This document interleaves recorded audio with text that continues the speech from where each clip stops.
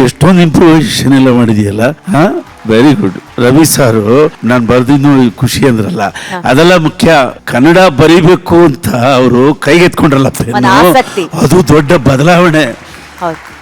ಹಾಡು ಬರೆಯೋ ಮಾತ್ರ ಪ್ರತಿ ಹೊಸ ಸಾಲು ಹೊಸದಾಗಿರ್ಬೇಕು ಅಂತ ಯೋಚನೆ ಮಾಡಿದ್ರು. ಕನ್ನಡ ಅಲ್ಲಿ ಹೋಯ್ತಲ್ಲ, ಅದು ತಾನೇ ನಮಗೆ ಖುಷಿ. ಕನ್ನಡವನ್ನ ಬರೆಯೋಂಗಾದ್ರಲ್ಲ ರವಿ ಸರ್, ಅದು ದೊಡ್ಡ ಬೆಳವಣಿಗೆ. ಆ ಚಿತ್ರ ಅವ್ರಿಗೆ ಬಹಳ ದೊಡ್ಡ ಹೆಸರನ್ನು ತಂದು ಕೊಡ್ತು ಆಕ್ಚುಲಿ. ಮತ್ತೆ ಸಿನಿಮಾ ಮಾಡುವ ಎಲ್ಲ ಉತ್ಸಾಹವನ್ನು ತಂದು ಕೊಡ್ತು. ನಾವೆಲ್ಲ ಎಂಜಾಯ್ ಮಾಡಿದ್ವಿ. ಈ ಸಾಂಗಿನ ಗ್ರಾಫ್ ಇದೆಯಲ್ಲ ವಿಜಯ್, ಕ್ಯಾನ್ ಯು ಇಮ್ಯಾಜಿನ್? ಚಾನ್ಸೇ ಇಲ್ಲ. ಇಲ್ಲೆಲ್ಲೋ ಶುರುವಾಗಿ ಎಲ್ಲೆಲ್ಲೋ ಮೇಲ್ ಬಂದು ಎಲ್ಲೋ ಹೈಯೆಸ್ಟ್ ಪೀಕ್ ಹೋಗಿ ಅಲ್ಲಿಂದ ಮತ್ತೆ ವಾಪಸ್ ಬರುತ್ತೆ. ಅದೆಲ್ಲ ಏನಂದ್ರೆ ಅವ್ರು ಫೀಲ್ ಮಾಡ್ತಾರೆ ಆ ಥರ, ಇಲ್ಲೇನು ಇಲ್ವರೆಗೂ ಇರಲಿ, ಅಲ್ಲಿ ಹಂಗೋಗ್ಲಿ ಆಮೇಲೆ ಮೇಲ್ ಬರಲಿ ಅಂತ ಅವ್ರು ಇಮ್ಯಾಜಿನ್ ಮಾಡ್ತಾರೆ. ಅಲ್ಲೇ ಇದೆ ಸಾಂಗಿನ ವ್ಯಾಕರಣದ ಬ್ರೇಕಿಂಗ್.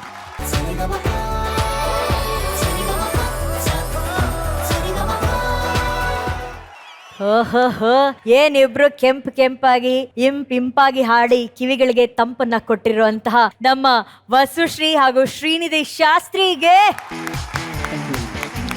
ಏನು ಇವತ್ತು ಶ್ರೀನಿಧಿ ನೀನ್ ಲವರ್ ಬಾಯ್ ಆಗಿ ಬಂದಿದ್ಯಾ? ಇಲ್ಲಾಂದ್ರೆ ನೀನ್ ಯಾವತ್ತು ಇನ್ಶರ್ಟ್ ಮಾಡ್ಕೊಂಡು ಬರ್ತಿದ್ದೆಲ್ಲ, ಅದಕ್ಕೆ ಕೇಳಿದೆ. ಸ್ವಲ್ಪ ಹೀರೋ ತರ ಬಂದಿದ್ಯಾ? ರವಿ ಸರ್ ಬರ್ತಾರೆ, ಆತರ ಎಲ್ಲ ಬರಬೇಡ, ಬಾ ಅಂತ ಅದಕ್ಕೆ.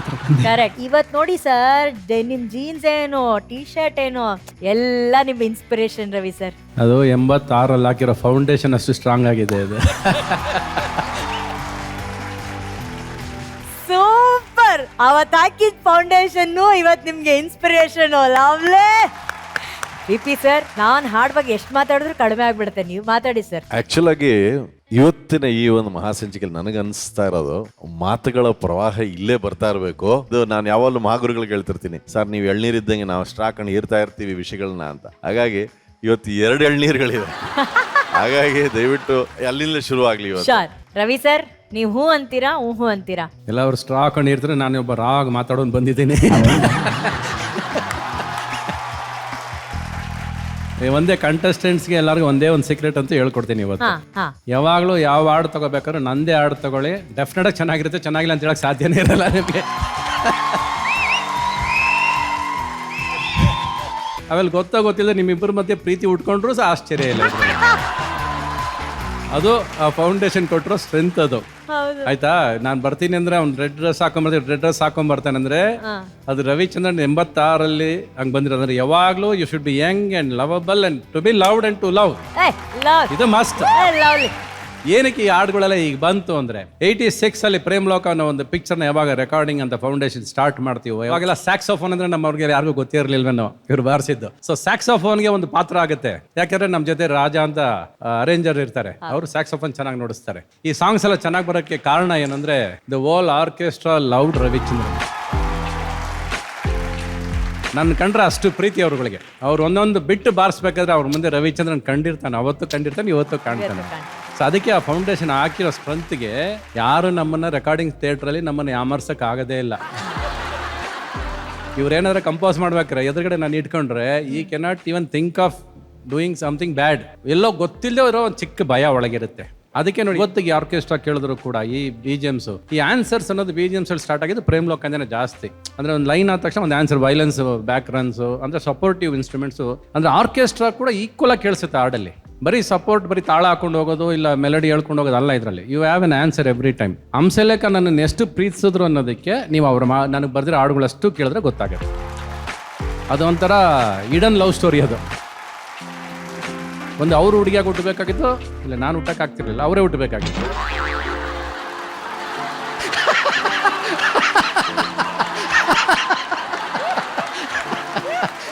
ಅದೊಂಥರ ಇಡನ್ ಲವ್ ಸ್ಟೋರಿ. ಅದು ಆ ಪ್ರೀತಿ ಕಾಣಿಸೋದಿಲ್ಲ ಅಂದ್ರೆ ಹಾಡುಗಳಲ್ಲಿ. ಹೂವ ರೋಜಾ ಹೂವ ಬರಿಬೇಕಾದ್ರೆ ನಮ್ಮ ಅಪ್ಪರಣಗೆ ನಾನು ಅವತ್ತು ಯಾವ ಹೂನು ನೋಡಿರ್ಲಿಲ್ಲ. ಇವ್ರು ಬರ್ದಾದ್ಮೇಲೆ ಎಲ್ಲ ಹೂಗಳ ತರ ಕಾಣಿಸಕ್ ಸ್ಟಾರ್ಟ್ ಆಯ್ತು ನನಗೆ. ಏನಾದರೂ ಒಂದು ಇಮೇಜ್ ಅಂತ ಒಂದು ಕ್ರಿಯೇಟ್ ಆಗಿದ್ರೆ ಬಹುಶಃ ಅವ್ರು ನನ್ನನ್ನು ಎಷ್ಟು ಇಷ್ಟಪಟ್ಟಿರ್ಬೋದು ಅನ್ನೋದನ್ನ ಈ ಹಾಡುಗಳು ಪದೇ ಪದೇ ಕೇಳ್ತಾರೆ, ಗೊತ್ತಾಗ್ತಾ ಹೋಗುತ್ತೆ. ನೀವಿಬ್ರು ತುಂಬಾ ಚೆನ್ನಾಗಿ ಆಡಿದ್ರಿ. ನಾನು ನೋಡ್ತಿಲ್ಲ, ನಿಮ್ಮ ರೆಡ್ ಡ್ರೆಸ್, ನಿಮ್ಮ ಎಕ್ಸ್ಪ್ರೆಷನ್ಸ್ ಅದನ್ನ ನೋಡ್ತಾ ಇದ್ದೆ. ಒಬ್ರಿಗೊಬ್ರು ಮಕ ನೋಡಾಡ್ತಾ ಇದ್ರಿ. ಫಸ್ಟ್ ಲೈಫ್ ತುಂಬಿದ್ರಲ್ಲ ನೀವು, ದಟ್ ಈಸ್ ಮೋರ್ ಇಂಪಾರ್ಟೆಂಟ್. ಸುಮ್ಮನೆ ಮೈಕ್ ಮುಂದೆ ಆಡೋದು ಮುಖ್ಯ ಅಲ್ಲ. Thank you sir. The way you keep expressing, ನೀವು ಯಾವಾಗ ಎಂಜಾಯ್ ಮಾಡ್ತೀರಾ ಅನ್ನೋದು ಗೊತ್ತಾಗೋದು ಯಾವಾಗ ಅಂದ್ರೆ when you start coordinating with each other. ಆ ಕೋಆರ್ಡಿನೇಷನ್ ಕಾಣಿಸೋದು ತುಂಬಾ ಚೆನ್ನಾಗಿತ್ತು. Thank you sir. Thank you sir. ಮಹಾಗುರುಗಳೇ. ಇಂಡಿಯಾ ಕಂಡ ಅತಿ ದೊಡ್ಡ ನಿರ್ಮಾಪಕ ನಿರ್ದೇಶಕ ರಾಜ್ ಕಪೂರ್. ಹೌದು. ರಾಜ್ ಕಪೂರ್ ಅವ್ರ ಮ್ಯೂಸಿಕ್ ಅಂದ್ರೆ ಇವ್ರು ಹೇಳ್ದಾಗೆ ಅದರಲ್ಲಿ ಕೆಟ್ಟ ಹಾಡು ಅನ್ನೋ ಪ್ರಶ್ನೆನೇ ಇಲ್ಲ. ಅವರು ಅಷ್ಟು ದೊಡ್ಡ ತಂತ್ರಜ್ಞರು.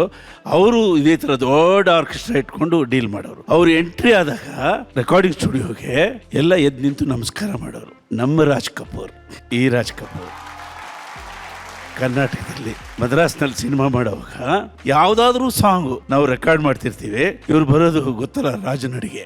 ಅವ್ರು ಎಂಟ್ರ್ ಆದ್ರೆ ಎಲ್ಲ ಆರ್ಕೆಸ್ಟ್ರಾದವ್ರು ಅದು ಹೆಂಗ್ ಅಂಡರ್ಸ್ಟ್ಯಾಂಡ್ ಆಗೋದು, ಪಾಂ ಪಾಂ ಪಾಂ ಪಾಂ ಪಾಂ ಪಾಂ ಪಾಂ ಪಾಂ.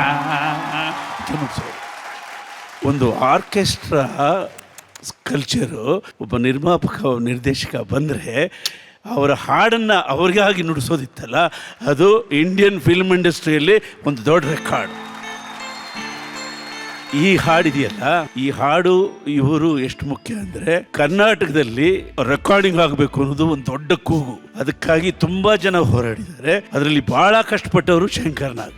ಆ ಹೋರಾಟದಲ್ಲಿ ನಾವೆಲ್ಲ ಇದ್ದಾಗ ನಾವು ಇವ್ರಿಗೆ ರಿಕ್ವೆಸ್ಟ್ ಮಾಡಿದ್ವಿ, ಸರ್ ಎಲ್ಲ ಮದ್ರಾಸ್ನಲ್ಲೇ ಮಾಡ್ತಾ ಇದ್ದೀವಿ, ಒಂದು ಸಿನಿಮಾ ಬೆಂಗಳೂರಲ್ಲಿ ಮಾಡೋಣ ಸರ್, ಇಲ್ಲಿ ನೋಡಿ ತೊಂದರೆ ಎಲ್ಲ ಇರುತ್ತೆ, ಹೆಚ್ಚು ಕಡಿಮೆ ಆಗಬಾರ್ದು ಅಂದರು. ಮಾಡ್ತೀವಿ ಸರ್. ಈ ಚಿತ್ರಕ್ಕೆ ಅನುಮತಿ ಕೊಟ್ಟರು. ಸಂಕೇತ್ ಸ್ಟುಡಿಯೋದಲ್ಲಿ ನಾವು ರೆಕಾರ್ಡ್ ಮಾಡಿದ 2ನೇ ಸಾಂಗು ಈ ಹಾಡು.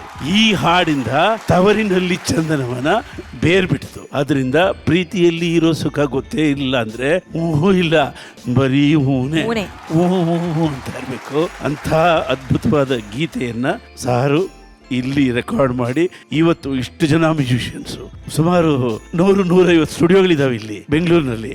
ಒಂದು 500ಕ್ಕೂ ಹೆಚ್ಚು ವಾದ್ಯಗಾರರಿದ್ದಾರೆ. ಅವರೆಲ್ಲ ಇಲ್ಲಿ ತಯಾರಾಗೋದಕ್ಕೆ ಈ ಹಾಡು ನಮ್ಮ ಯಜಮಾನರು ಕಾರಣ. ತುಂಬ ಚೆನ್ನಾಗಿ ಹಾಡಿದ್ರೆ. ನೀನು ಇವತ್ತು ವಿಶೇಷವಾಗಿ ಎಕ್ಸ್ಪ್ರೆಸ್ ಮಾಡಿದ್ಯಮ್ಮ. ಬಟ್ ಇವನು ಮಾತ್ರ ಫುಲ್ ಫ್ಲೆಜ್ಡ್ ಆಗಿ ಅದ್ಭುತವಾಗಿ ಹಾಡಿದ್ದೀವಿ. Thank you sir. ಅದು ಯಾಕೋ ನಿನ್ನ ವಾಯ್ಸು ಅಂದರೆ ನನಗೆ ಒಂದು ಹುಚ್ಚು. ನಿನ್ನಂಥ ಡಿಫ್ರೆಂಟ್ ವಾಯ್ಸು ಇಡೀ ನಾನು 4 ಸೀಸನಲ್ಲಿ ನೋಡಿಲ್ಲ. Your voice is a unique voice. Thank you sir. ಇವತ್ತು ಮಾತ್ರ ತುಂಬ ತುಂಬ ತುಂಬ ಚೆನ್ನಾಗಿ ಹಾಡಿದ್ಯಾ. All the very best. ಹಾಡಿಗೋ, ಹಾಡಿದ್ದಕ್ಕೋ, ಯಜಮಾನ್ರಿಗೋ, ನಿಮಗೋ, ಚಂದನವನಕ್ಕೋ ಎಲ್ಲ ಸೇರಿಸಿ thank you sir. Thank you so thank you much. Very much sir. Thank you sir. Thank you ಮಹಾಗುರುಗಳೇ. VP sir.